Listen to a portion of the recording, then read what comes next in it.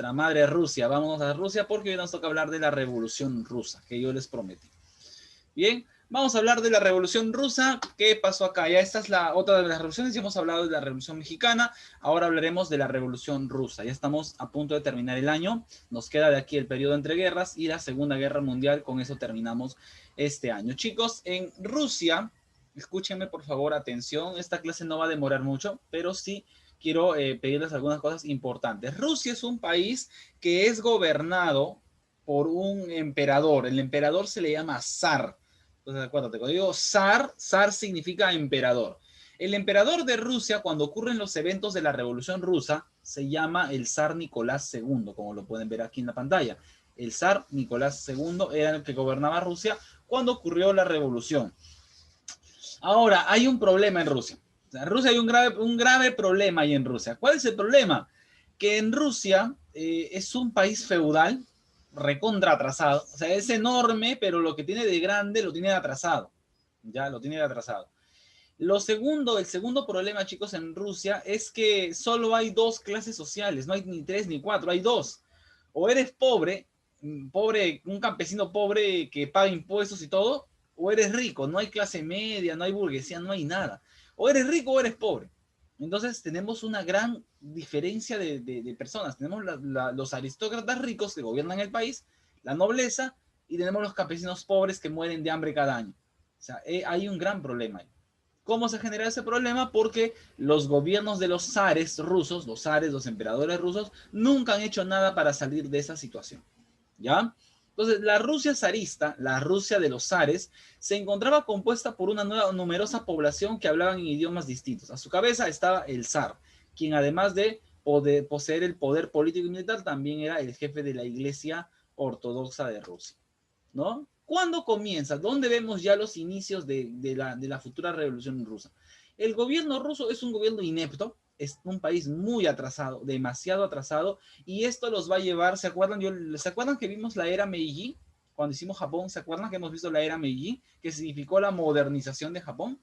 Cuando vemos que Japón ya se convirtió en una gran potencia mundial, cuando Japón se enfrenta a Rusia, hay una guerra. En 1905, Rusia se va a enfrentar a Japón. Tú compara los tamaños, compara Japón con Rusia. O sea, Japón es una provincia de Rusia, ¿ya? Imagínate, así es la realidad.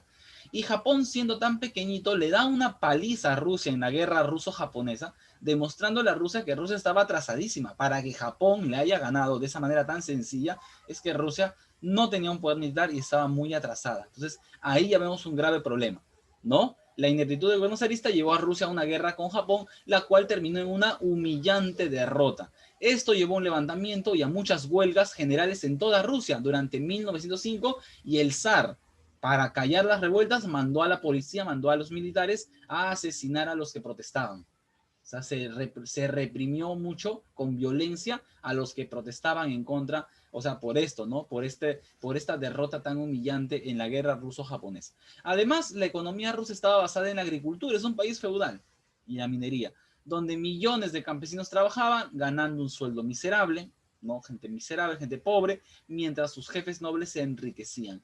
Esto va a provocar en el corazón de los rusos el sentir de la revolución que estallará 10 años después, o mejor dicho, 12 años después. 12 años después, otra vez empieza y ahí sí, incontenible la revolución. Entonces, ¿cuáles son los antecedentes a la revolución rusa? El desastre en la guerra ruso-japonesa.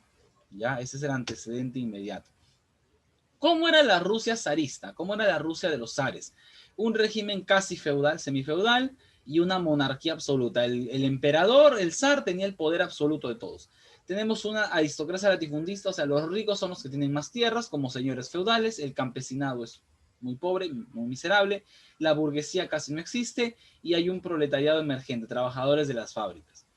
Antecedente clave, la derrota en la guerra ruso-japonesa de 1905, ¿no? Eso es lo que lleva finalmente a que la gente empiece a protestar, y la gente que protesta pues va a ser callada de manera sangrienta, ¿no? La policía reprime violentamente a los manifestantes, ¿ya? Eh, Consecuencia de esta revolución de 1905, al zar le van a quitar el poder absoluto, o sea, al zar le van a poner un parlamento. O sea, va a haber un congreso que va a gobernar junto con el monarca, con el zar, ¿no? Llegamos a la Primera Guerra Mundial, 1914, Primera Guerra Mundial, y ustedes saben, chicos, que el zar Rusia estuvo en... A ver, ¿en qué bando estuvo Rusia en la Primera Guerra Mundial? ¿En la Triple Alianza o en la Triple Entente? ¿Triple Entente? En la Triple Entente. Muy bien, Diana, gracias. Rusia estaba en la Triple Entente, no como aliado de Francia, como aliado de Inglaterra. Cuando estalla la Primera Guerra Mundial, Rusia, el zar, ordena a los soldados que vayan a pelear en la Primera Guerra Mundial. Pero ¿cuál es el problema? Que los soldados no quieren ir a pelear. O sea, Rusia está en una situación muy delicada y aún así el zar los obliga a los soldados a ir a pelear. Y millones de soldados rusos van a morir a la Primera Guerra Mundial, y eso provoca que la gente se revela, la gente se cansó de eso, de malos resultados, los soldados iban a morir, perdían las batallas, hay un deseo de paz, la gente en Rusia quiere paz, no quieren guerra, y empiezan las revueltas populares. Eso nos va a llevar bueno, de la revolución ya hemos hablado, la revolución de 1905, no voy a volverla a mencionar. Nos vamos hasta 1917, ¿no? Nos vamos hasta 1917, ya sabemos esto, ¿no? Ya sabemos, Rusia se involucra en la Primera Guerra Mundial, más de 2 millones de soldados mueren en el frente y la situación económica se empieza a desmoronar, ¿no? La situación económica se empieza a desmoronar. Bien, ya sabemos cuáles son las causas que provocaron la Revolución Rusa, causas políticas, el descontento popular hacia el zar, la gente está muy descontenta con el emperador, no lo quieren fuera. Económica, la gestión económica del zar es terrible, es nefasta, Rusia se está hundiendo su economía, y a nivel social el zar es muy opresor, oprime mucho a la clase obrera, ¿no?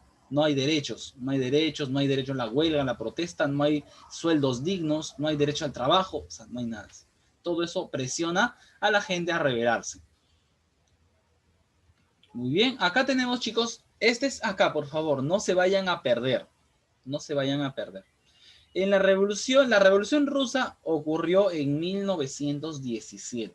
12 años después de 1905, que fue los antecedentes, aquí sí va a ser la revolución ya que acaba con todo este régimen, ¿ya? Pero el problema, chicos, ¿por qué mis alumnos se pierden? Es porque no saben distinguir. La revolución rusa tuvo dos fases, dos etapas. Eso, ahí donde se pierde la gente, en las dos etapas.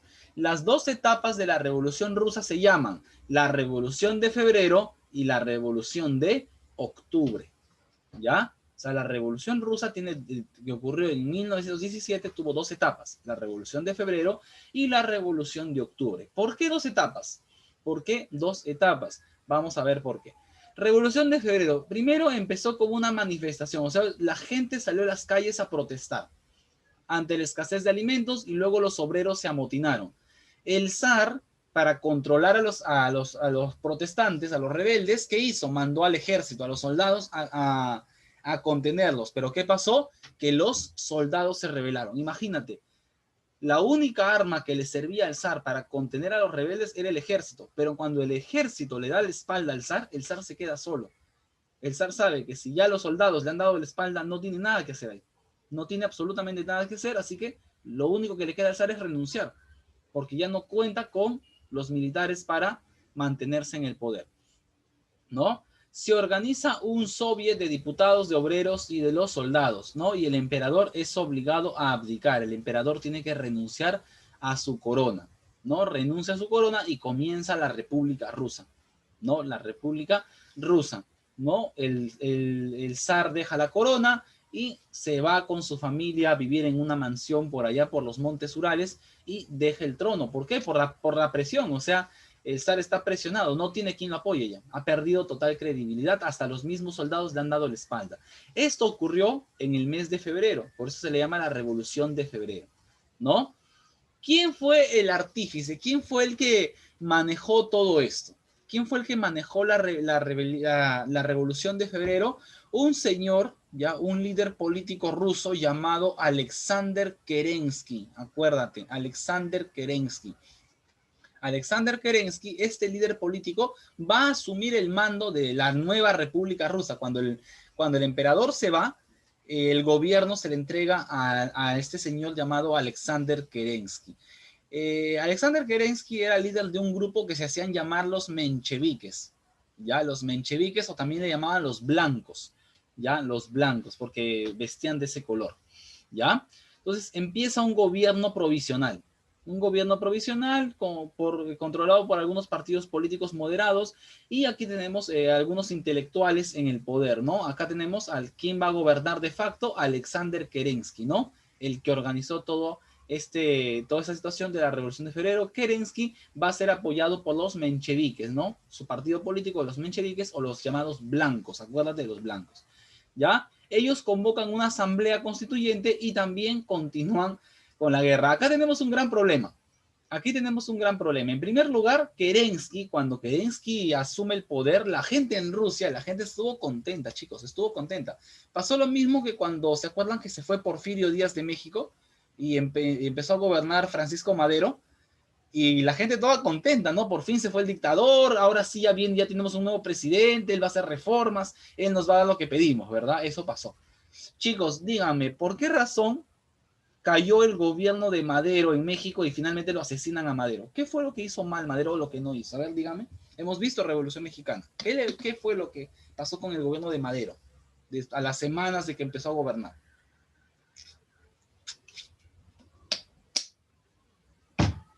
No cumplió con sus promesas. No cumplió con las promesas que hizo, no cumplió con sus promesas, no cumplió con las expectativas que el pueblo tenía en él, y con el paso del tiempo se dio cuenta de que Madero era una suerte de nuevo Porfirio Díaz, que, o sea, que no había cambiado en sí mucho la situación. Entonces, en este tipo de revoluciones se pide un cambio. Cuando no hay un cambio, el que esté en el poder va a tener que salir, porque no hay cambios.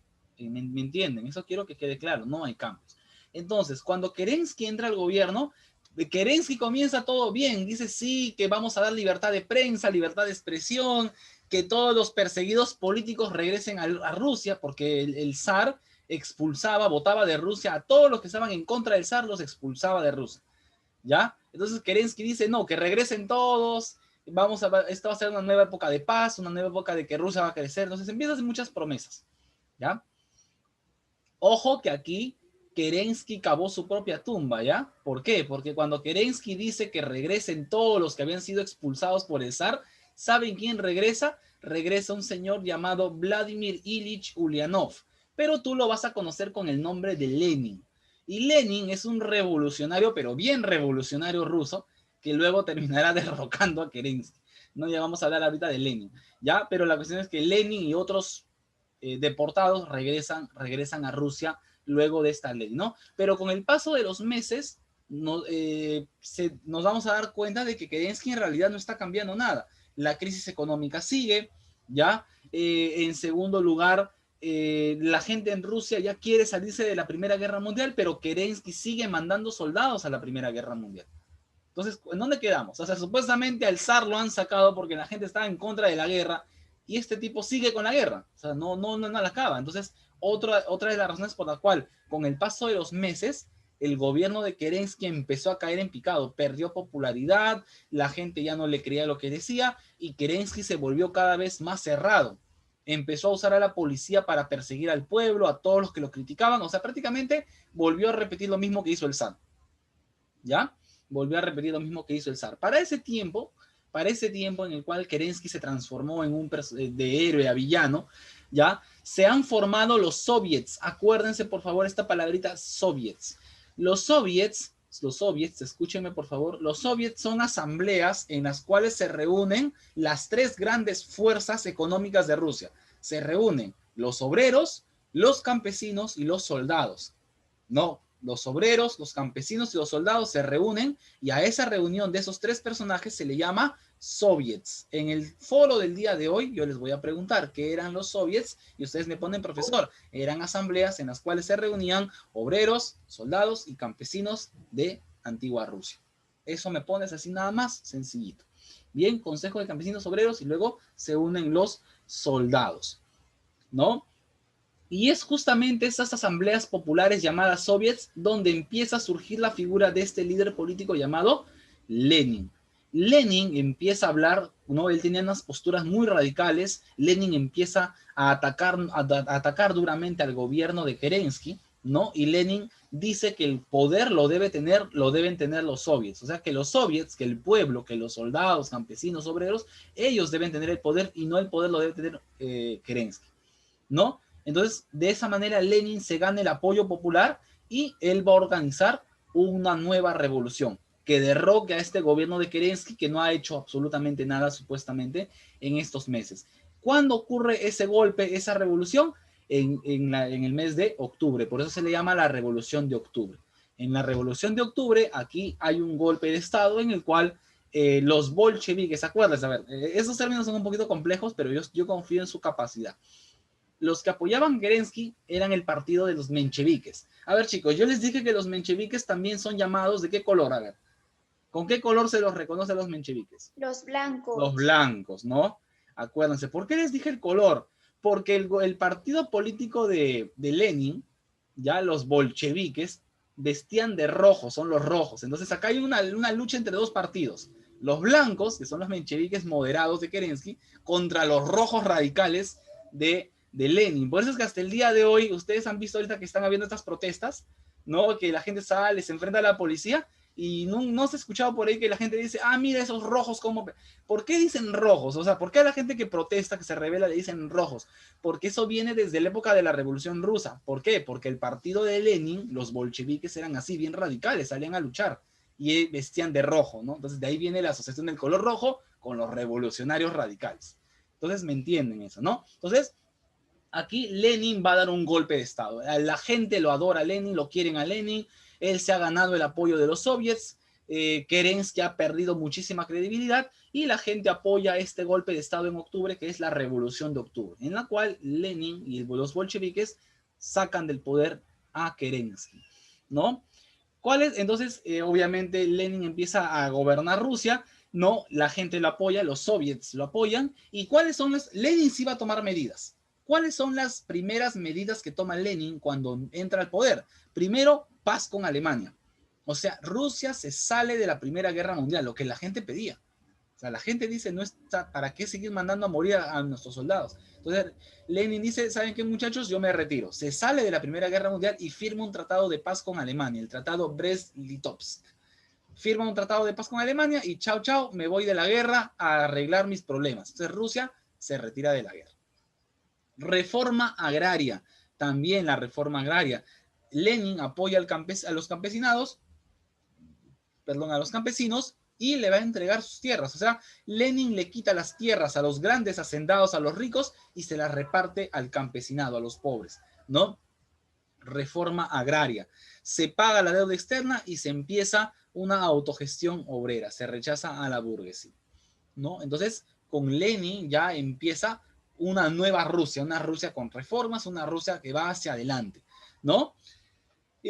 ¿Cuáles son las consecuencias que nos deja la Revolución de Octubre? Primero, se disuelve el Parlamento ruso, se convocan elecciones, en las elecciones pierde Lenin, increíblemente pierde Lenin en las elecciones, y Lenin pues obviamente anula las elecciones porque él quiere tomar el poder de facto, y él se va a nombrar a sí mismo presidente, ¿no? Gobernador o líder de Rusia, ¿no? Va a ocurrir una guerra civil entre 1917 y 1922, ¿no? Aquí, ¿qué pasó? Que Kerensky con los mencheviques no se han rendido, sino que han regresado con gente que se opone a Lenin y han armado un ejército, el ejército blanco, para destruir a Lenin, ¿no? Y haber una guerra civil hasta 1922, pero esa guerra civil pues la va a terminar ganando el ejército rojo de Lenin, ¿no? Kerensky es derrotado, ¿no? A Kerensky, ¿quién lo apoyaba? Lo apoyaba el zar, lo apoyaban los zaristas, los que querían que regrese el emperador ruso, lo apoyaban los que no estaban a favor de la revolución, lo apoyaba Inglaterra, lo apoyaba Estados Unidos, Japón. Mira, o sea, tenía bastante apoyo, ¿no? De países que no querían ver a un gobierno radical en Rusia, ¿no? Pero finalmente estos intentos de Kerensky por derrotar a Lenin fracasan, ¿no? Y finalmente pues la Rusia bolchevique se afianza, ¿no? ¿Y qué pasa? Pasa lo siguiente, que Lenin empieza va a haber una asamblea, hay una asamblea entre varios países cercanos a Rusia y Lenin les propone que todos se unan y todos los países se van a unir bajo la bandera de Rusia y Rusia se transforma. Ya, acuérdense chicos, ya no se va a llamar Rusia. A partir de ahora, Rusia se transforma en la Unión de Repúblicas Socialistas Soviéticas. ¿Se acuerdan de los soviets? Las asambleas de obreros, campesinos y soldados. Ahora los soviets han llegado a todos a los países cercanos a Rusia. Entonces todos esos países se unen junto con Rusia y se van a transformar en un superpaís, una superpotencia, llamada la Unión de Repúblicas Socialistas Soviéticas, o más conocida como la Unión Soviética. Entonces, en años posteriores, ustedes ya no digan Rusia. Entonces, en la Segunda Guerra Mundial, ¿peleó Rusia? No, no peleó Rusia, peleó la Unión Soviética, ¿ya? La Unión Soviética. Que en la actualidad, profesor, pero en la actualidad es Rusia, en la actualidad ya no existe, claro. La Unión Soviética hace 20 años atrás se desintegró. Ya el próximo año, cuando ustedes lleguen a cuarto secundaria, vamos a ver qué le pasó a la Unión Soviética, pero durante una gran parte del siglo XX existió esa superpotencia, la Unión Soviética, ¿no? Que le hacía la competencia a Estados Unidos, ¿ya?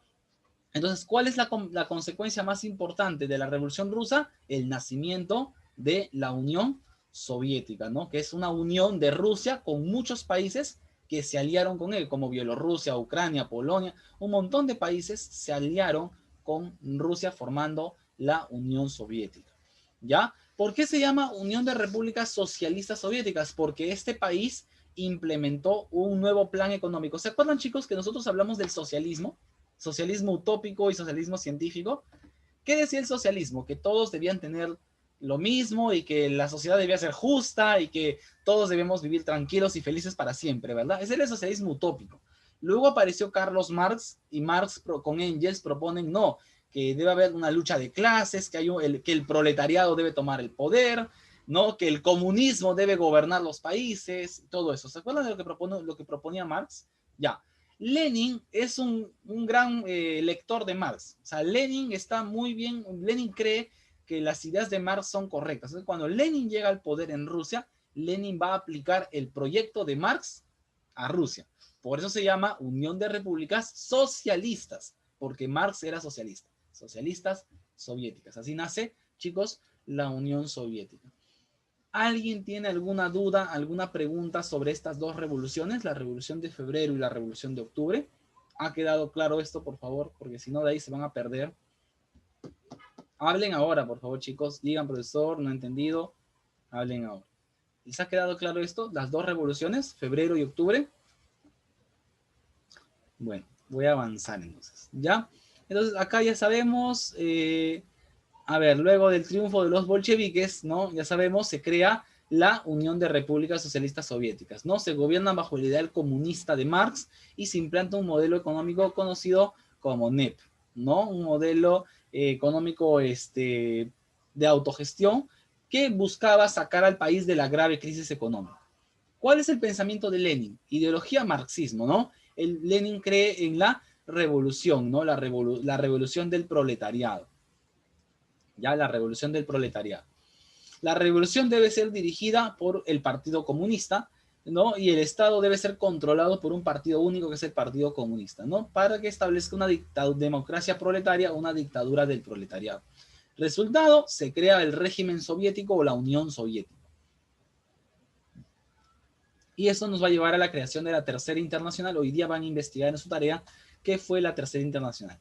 Aquí tenemos esto, ¿no? Esta es la situación lamentable de Rusia, ¿no? Los ricos, los soldados, los aristócratas y el pueblo. Dos clases sociales, ¿no? Así es. Consecuencias. ¿Cuáles son las consecuencias de la Revolución Rusa? Primero, fue el primer hecho histórico mundial en el que por fin la ideología política de Marx se planteaba en un país como Rusia. Rusia fue el primer país en implementar las políticas de Marx, de Carlos Marx, ¿no? La política marxista. El nuevo Estado soviético se organizó bajo el modelo socialista, porque el desarrollo de la economía se basó en la propiedad socialista de los medios de producción, como decía Marx. El triunfo de la Revolución Rusa provocó la bipolaridad en el mundo. El mundo va a quedar dividido en dos bloques. El bloque capitalista con Estados Unidos como símbolo y el bloque socialista con la Unión Soviética como símbolo. Por varias décadas, Rusia marchó a la vanguardia de los países del bloque socialista. El proletariado, el pueblo, conquistó el poder político, se estableció la dictadura del proletariado, los obreros y campesinos se organizaron a través de los soviets y ejercían el mando del Estado. Esta fue, chicos, la Revolución Rusa. Es un